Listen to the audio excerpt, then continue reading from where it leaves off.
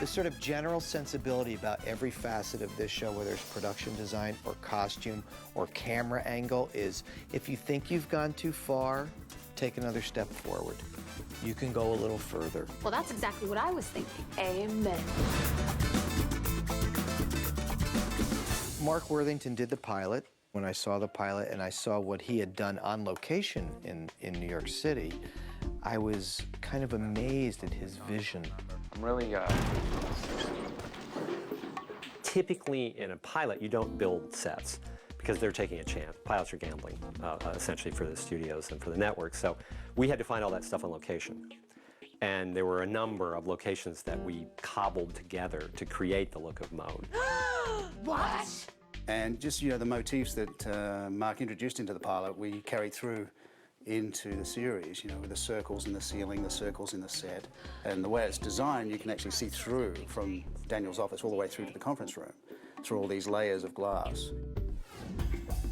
The Mode set is just fantastic. It's beautifully designed. There's not a bad angle in the place. We really make an effort to capture the design and the architecture and all the circles and depth and glass and reflections, layers. There's a lot of opportunity for movement in there and seeing people deep in the background and one scene kind of blending into another. We photographed the people in Mode in a very particular way, with wider lenses, incorporating actors in the environment, in the architecture. We put people in the very center of a very symmetrical frame. uber clever. Mode is what everybody remembers about these sets and about the design. But the Suarez house is almost my favorite set because of the feeling it has and how it grounds everything in the series. I mean, the series would be nothing without it. In Queens, we like to play the sort of clutter of a typical family. So we shoot what we call dirtier frames, frames that have stuff in the foreground, over people's shoulders on other people. Then stylistically, we clearly wanted it to be very warm, very communal, very inviting, so it had to contrast very strongly from Mode. So we picked very hot colors. Like kind of yellow-orange in the dining room, deep red in the living room, the yellow-green of the kitchen, all very contrasting and bright and sort of active. I think the dichotomy of Mode versus Suarez Queens is brilliant. Dad? So wide in here. What are you doing here? It gives you so much room for shaking things up. When you get characters like Mark and Amanda showing up in Queens, it doesn't fit. Hola. It's, hola. No, there's an H in it. Just like when Hilda first comes to Mode. Looks like a gay version of Star Trek. It's hilarious. One of the other things that we're very, very particular about is costumes.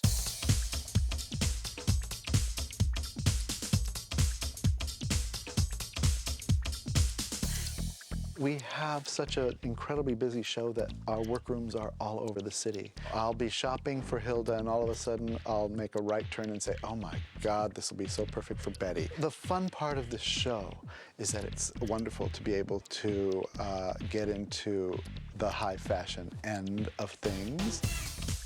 We have all of our fashionistas that are working in Mode itself. We're a bunch of unstable, hungry, backstabbing bitches.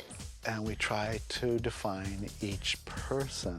For Wilhelmina, for example, we clearly try and go a very, very sleek and classic silhouette with her. 2 words, faboo. She's always very high-end.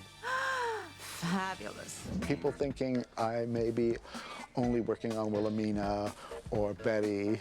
It's everybody. It's the simplest little thing. It might be a vest on Justin that sort of becomes the anchor for something. Word of advice. Be who you are, wear what you want, just learn how to run real fast. With Mark, we have such an opportunity there to create a wonderful character that can combine an incredible sense of comedy with a sophistication. Eric Mabius is totally jealous of my fabulous wardrobe. As far as Mode is concerned, Bradford, he's always very classic and well put together and just looks like $1 million. What the hell is that? Amanda gets sent this dress by designer Oswald Lorenzo. that you can barely fit into, definitely can't walk in, definitely can't breathe, and actually doesn't look very good. But since Oswald Lorenzo sent the dress, Amanda's gonna wear it. Okay, you can get up now. I'm trying. The rubber dress was fun. We went to this designer who constructed the Catwoman suit that Michelle Pfeiffer wore in Batman. So we went to him to manufacture these dresses, and when we fit her, it was kind of funny. She really couldn't move in the dress. I have rubber burns all over my ass, and it took 2 sticks of butter just to get the top off. The wardrobe department's unbelievable. Eduardo Castro is just, he's incredible.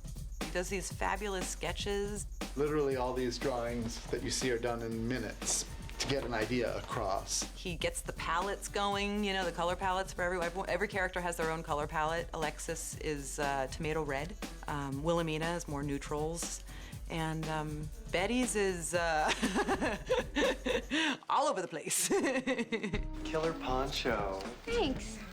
Some of the things that we do with America and her costumes are to make them unique in their quote-unquote ugliness. Hey, Betty, I love your sweater. Did you make it yourself? It's about textures and juxtaposition of certain fabrics and colors with her. Nice bag.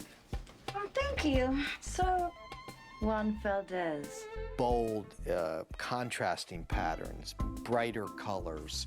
You know, she brings a little bit of Queens into mode. In some ways, she is kind of the anti-fashion statement. It's important to keep her the way she is for a lot of reasons and make people understand that it's okay not to be a stick. Slimming. Thanks, Mark.